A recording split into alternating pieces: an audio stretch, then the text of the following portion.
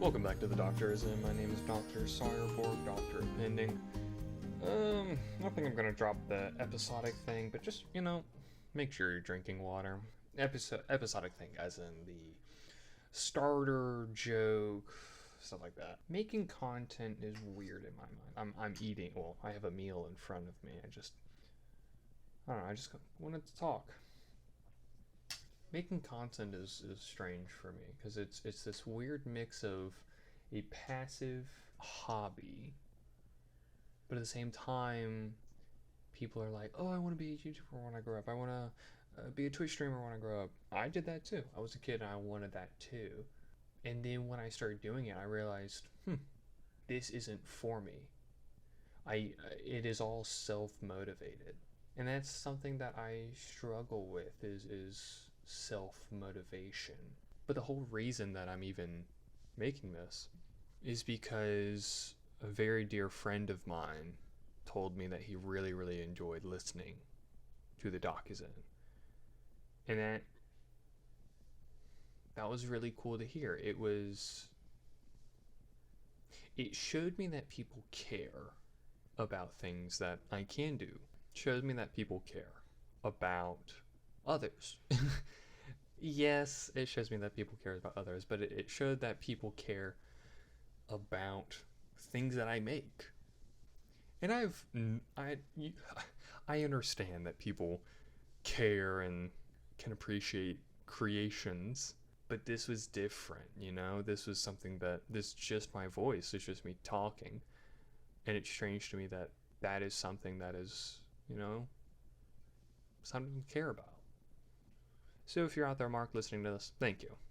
Thank you for giving me the motivation to kind of keep this up every now and then. I'm not promising anything, but hey, who knows? Maybe every now and then. Recently, first bite, here we go. Ooh, my goodness, that's so hot. Recently, as of recording yesterday, I sat down and made my own Shadow Wizard Money Gang Sona. You might be like, Doctor, what is a Shadow Wizard Money Gang Sona? Well, Shadow Wizard Money Gang is, I don't even know the origins of the meme. I just know it's a thing. I'll put a video of it right now. Shadow Wizard Money Gang. We love casting spells. This song is sponsored by the Shadow Government. And it's so funny to me. I love the images and stuff like that. That's not where the original concept and design for the characters came from. I'll put that photo here as well, or to my understanding, the original. But I made one, and this is what it looks like. I simply just rotoscoped my hand because I have this chain and ring piece, hand piece, that I wear for a LARP game I'm a part of. And that's actually a content I wanted to make as well. I'll get to that in a bit. But I made this drawing and I sent it to to my best friend, and he was like, "Dude, this is really, really sick." When I sent it, I was not necessarily nervous, but I was like, man, I don't think it looks that good because the shading looks weird and all that stuff. And he goes, "Dude, that shading looks perfect." And I go, well, "I think the chest looks weird." And he goes, "I think it looks stylized, and I'm so here for it." And that kind of, I don't know, it was cool. It was like, yeah, you know what, that's my style of the shading for this Shadow Wizard Money Gang member. And it was cool. It was just something I shipped out. I didn't have to go back and tweak and make it look perfect. This is what I was like, okay, I think it's good right now. Sent it, and I don't think I'm going to change it. I'm happy with it. And I think that's something that, at least me personally, needs to work on, is just not necessarily settling, but being okay with non-perfection. Being okay with, hey, you don't have to be perfect to produce something. It doesn't have to be the funniest of joke. It doesn't have to be the straightest of lines. Hell, the shading doesn't have to be perfect. I'm very busy in my life right now. I'm playing in, let's see, 2 D&D games right now. And then I'm running 1, 2, 3 games right now. So 5 D&D games are going, campaigns or mini campaigns, I'm still not sure, but probably longer form campaigns are happening right now, if not starting. It's a lot of work. I have Sunday nights, and that is a game called Oasis. That one's a lot of fun. We're at a weird point in the game that I think we either need to move through or stop playing. There's a lot to it that I'm not talking about. And it's not any one person's fault. I just feel like it's not the right point in my life for this game, if that makes sense. I feel like I need to dedicate a lot more mental energy to it, and I can't. Then I have 2 games that alternate on Mondays. One of them is a game I'm running, another one I'm playing in. I'm playing a character named Wojo. He is a Triton anthropologist. What is the class? Vanguard, which is a homebrew designed by Indestructible or Terran Pounds. Great designer for D&D 5e. Great TTRPG designer, hands down. Super cool stuff. Then I'm running a game that has only had 1 session, but it's set in my custom world called Uzoth, and it's just getting started. I got to see the transition from, oh, this is like a fun hangout, to, oh, I should actually be taking notes. There's this very flamboyant hooded figure, and he was hanging around some dwarves and some other folks in this tavern that the party was meeting for the first time in. And, you know, this hooded figure was kind of hands on shoulders, hands on backs kind of guy, like always kind of like going out his way to touch people, like on their arms or shoulders and stuff like that. And one of the players was like, I want to go talk with him. I was like, sure, okay. He goes, talks with him, and this guy is just flamboyant. He's out there, he's flamboyant, and he's 100% stealing. He's a thief, 100%. If you're listening to this, spoilers. But this hooded figure goes and like puts a hand on the arm of the player that, you know, impromptu this conversation. And I was like, all right, roll a perception check. And they rolled underneath the sleight of hand check, and they swiped a few gold. Mind you, they're level 1 characters, so there isn't a lot of gold that they have. These are all relatively new they're all new players. And to see their thought process behind actions and to see how they perceive the world in the game is just still so fascinating to me. I am used to playing with veteran players, veteran as in more than 1 year of playing. So it is very fun to see what newer players think. They're way more creative because they don't even know the bounds that is the system.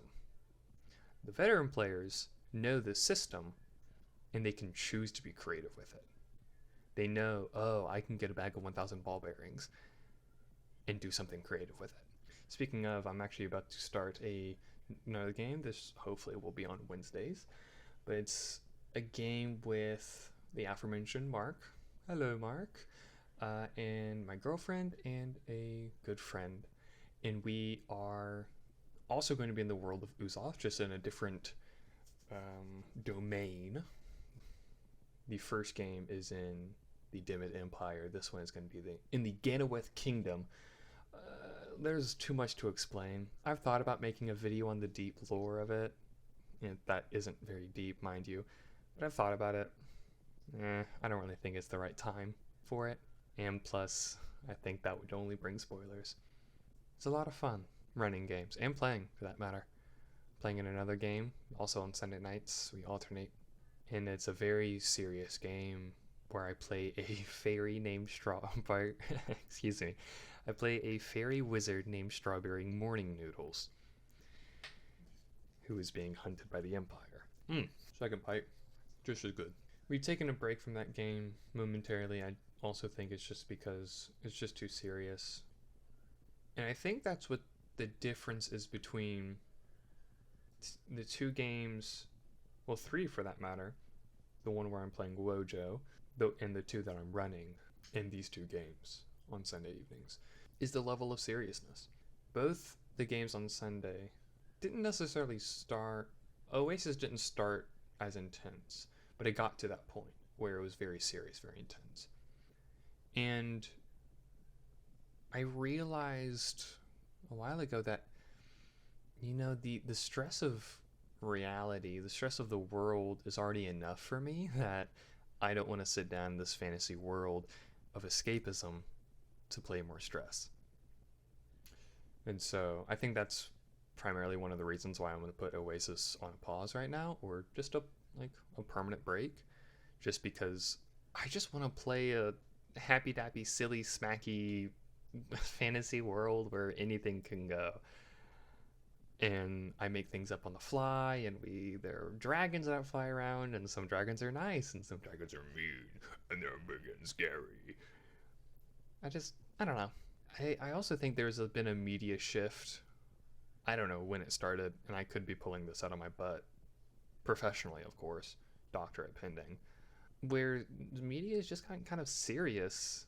And I don't know what I'm trying to say. What happened to media that was just fantasy, happy dappy silly? I don't know. Even Star Wars had its serious thing with Andor, which was a fantastic show, mind you. Here I am complaining. No bummers.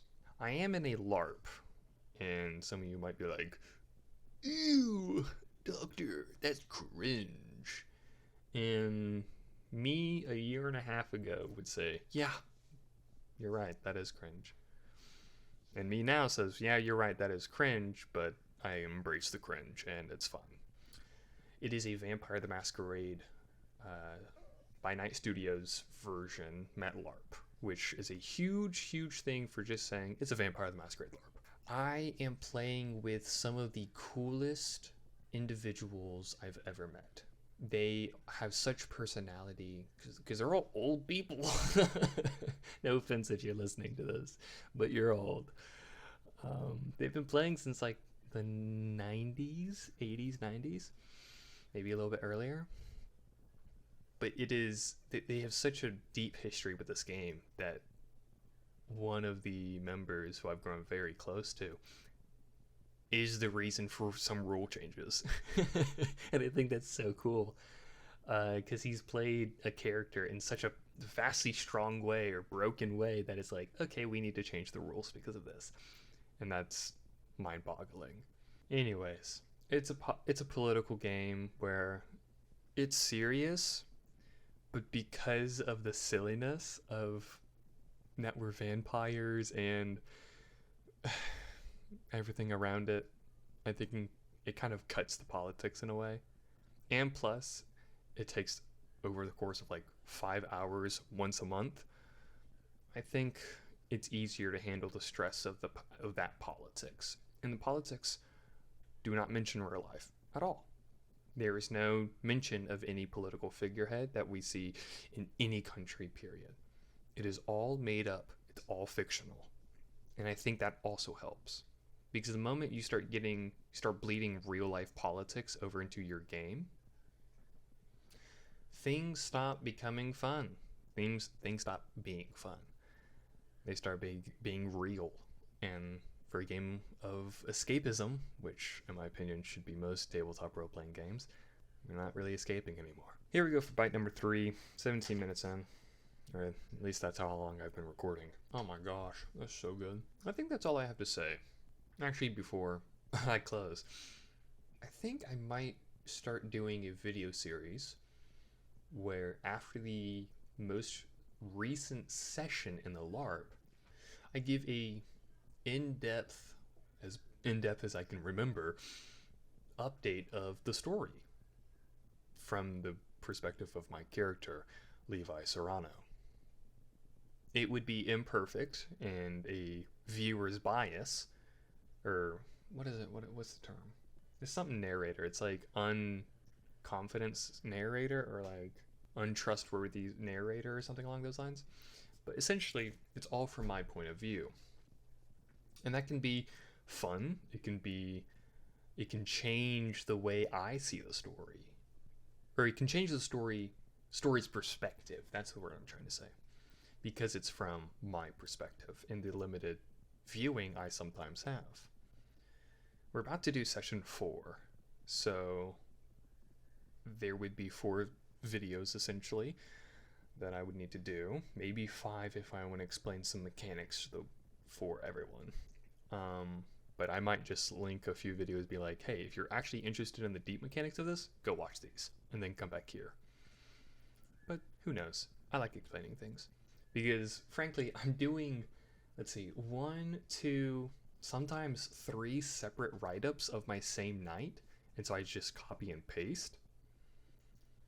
When if I just do it in the video, I can just ramble and actually think about my thoughts, and then I can just slap a title on it, slap a thumbnail, and go, hey, if you want to know what happened in my most recent LARP session, watch this. I don't think that would necessarily stop any other content I have, which, again, I'm not really making.